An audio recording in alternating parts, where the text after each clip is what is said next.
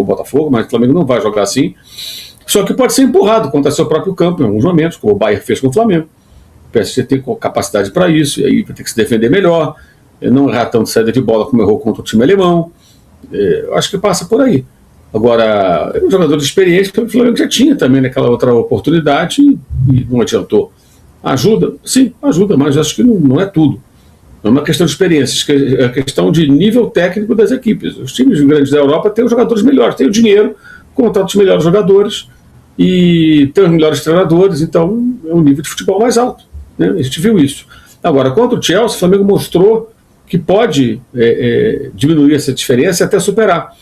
É claro que tem um bobo ou outro que fala, não, que o Chelsea não jogou afim. Mentira, cascata, coisa de idiota, entendeu? Quem estava lá e quem viu pela televisão percebeu, e no caso, estava lá, viu o jogo, foi na coletiva, entendeu? O técnico do Chelsea estava incomodado, com 30 segundos, 40 segundos, tinha 2, 3 faltas, o Caicedo fez falta logo que a bola rolou. O couro comeu, o Nicolas Jackson entrou violentamente na canela do Luiz Araújo, foi expulso, tinha acabado de entrar em campo. O time inglês até bateu muito, foi até um time violento em alguns momentos, não estava jogando de brincadeira. E o técnico Maresca estava bem aborrecido na coletiva, porque os repórteres ingleses primeiro entrevistaram o Felipe Luiz, fizeram muitas perguntas, estavam muito bem impressionados com a atuação da equipe dele, e o conhecem, obviamente, porque jogou por lá. E depois o Maresca, como foi a vez dele na coletiva, estava muito incomodado pelo resultado, pela atuação e por ter sido cobrado na coletiva. Os caras, em suma, amigão, você perdeu para um time lá da América do Sul, explica aí. Todo esse seu orçamento do Chelsea é altíssimo, aliás, e você perdeu e foi dominado no segundo tempo. 3 foi pouco, podia ter tomado mais, e foi, também teve claras chances de gol desperdiçadas. Então, foi uma grande atuação, a melhor do ano. Se repetir algo parecido, tem chance. Agora, jogar como contra o Bayern, errando tanto como errou, e estava lá, essa turma de jogadores experientes estava lá também à disposição, e os caras erraram, né? O Eric Pulga jogou na Europa também, é mais um, né, dessa equipe. Então, eu acho que o importante é o momento como o time vai se comportar. Como foi contra o Chelsea ou contra o Bayern. Eu acho que as lições foram dadas na Copa do Mundo de Clubes, se elas foram bem assimiladas, a tendência é o Flamengo fazer uma grande atuação e aí consegue competir, que eu acho que é o importante, é competir, brigar pela vitória. Tem um detalhe interessante aí sobre o seu comentário, Mauro. Primeiro eu vou passar a palavra para o André e aí eu volto para você, mas André, só sua análise também sobre a importância, né, desses jogadores cascudos. Eu estava dando uma olhada no treino do Flamengo na Flamengo TV e o Alexandro foi um dos entrevistados. Ele foi perguntado sobre a experiência dele, justamente sobre esse tempo de Europa, o quanto isso poderia interferir nessa final.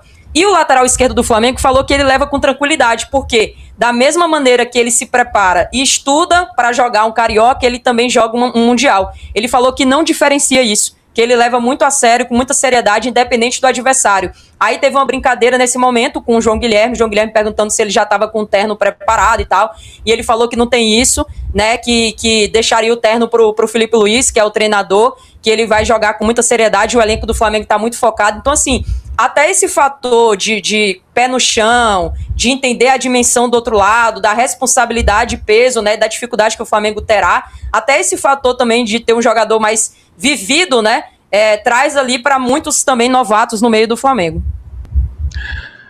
Mas esse jogo aí vai exigir saúde, viu? Vai exigir muito fisicamente. Eu não sei como é que o Felipe vai montar esse quebra-cabeça para esse jogo. Porque de repente vai ter que abrir mão de talento e de cabeça para ter saúde, para ter perna, para correr. Porque o grande segredo desse time do PSG é o ritmo que ele joga. O ritmo que ele joga é alucinante. Não no sentido assim, não é correr. Na hora que a bola cai nos jogadores do meio campo, o toque de bola é muito rápido. É um time que toca, já vira do lateral, já apoia por dentro, ou então abre para receber, o atacante vem para dentro e tal. E eles estão tocando e olhando a profundidade o tempo todo. E quando aciona na profundidade, os três atacantes são 3 flechas para dentro do gol. e os 3 jogadores de meio campo de muita qualidade, mas também muito vigor. O Chelsea é o time mais jovem da Champions League, o segundo é o PSG. Você vê os 2 times que decidiram a Copa do Mundo de Clubes. Por quê? Perna. Futebol hoje, essencialmente, para jogar nesse ritmo que eles jogam, é perna, é saúde. Ou o Flamengo bota os experientes e tenta quebrar esse ritmo, ou ele vai ter que duelar na saúde. E aí é diferente o contexto do meio do ano para esse. Entendeu? Porque é uma reta final de temporada. Então vai ser mais desafiador para o Flamengo, né? Então é essa a dificuldade. E o PSG dessa vez não vai jogar no calor dos Estados Unidos e tal. É naquela temperatura lá que tá até choveu lá no Catar, que é raro, no jogo do Flamengo lá. E uma temperatura um pouco mais amena. Então é diferente do contexto dos Estados Unidos. Por exemplo, aquele jogo Chelsea e PSG não serve muito de referência para o Flamengo, a final do Mundial, porque o Chelsea fez um jogo ali de muito físico, muita saúde, e o PSG estava numa descendente da questão física, né? Tinha dado tudo contra o Real Madrid, e o Chelsea conseguiu administrar melhor contra o Fluminense, né? Até pela vantagem, diferença. Então acabou tendo uma vantagem, mas foi naquele contexto, muito sol, muito calor e tal. Dessa vez é completamente diferente, né? Então esse vai ser o grande desafio do Flamengo. Vai ser um dilema. Ou você quebra o ritmo do PSG, que é difícil, ou você vai ter que montar um time com muita perna para correr junto com eles e tentar duelar na perna, na saúde, né? Numa reta final de temporada tem essa dificuldade, mas enfim, são opções que o Felipe vai ter que fazer para poder duelar, né? O PSG não vive o seu auge, não é o PSG do título da Champions, agora lesões, problemas físicos e tal, mas a ideia de jogo é a mesma, é um jogo de posição do Luiz Henrique. O PSG hoje é o símbolo do futebol atual. O treinador é a estrela, o jogador... O Flamengo vai ganhar ou não, as chances são poucas, eu sei disso tudo, mas só de ver o desespero dos antes já valeu super a pena. O que as pessoas estão com medo de o Flamengo vencer o PSG e se tornar bimundial? Tá até engraçado, cara. As pessoas estão mais preocupadas com esse jogo, quem torce contra, do que realmente os torcedores do Flamengo.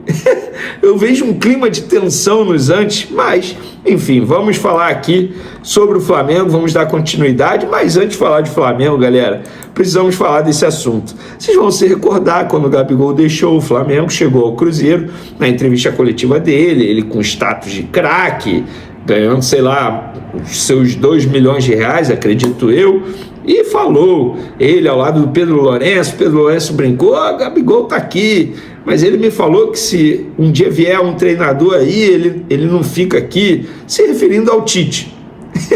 Na última noite, Gabigol perdeu um pênalti na disputa de pênalti contra o Corinthians, e esse desperdício dele na cobrança de pênalti, e a forma como ele bateu foi surreal, inclusive, simplesmente eliminou o Cruzeiro. Ele agora está de saída do Cruzeiro, a torcida quer matar o Gabigol, não quer ver o Gabigol pintado de ouro, já pichou parede que está lá com o rosto dele, já tiraram o rosto dele, enfim, e agora, sabe qual treinador está indo para o Cruzeiro? O Tite, porque o Leonardo Jardim está de saída, não quer mais ser treinador, vai tirar um tempo para esparecer, e o Tite sendo contratado, o Gabigol saindo, chegou com status de craque, pompa de craque, e agora está saindo como traíra.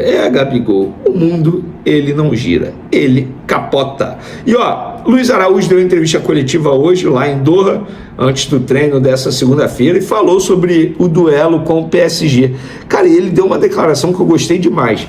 Vamos entrar da mesma forma que jogamos contra o Bayern, mas com mais inteligência na defesa. Inclusive, o Luiz Araújo foi um dos jogadores que errou naquele jogo, numa saída de bola. E, assim, não vou criticar o Luiz Araújo porque ele era um dos melhores em campo. E a declaração completa dele não vamos mudar nossa forma de jogar, mas claro que sabemos que precisamos ter mais atenção Porque do outro lado estão os melhores jogadores do mundo. Vamos entrar da mesma forma que jogamos contra o Bayern, mas com mais inteligência na defesa.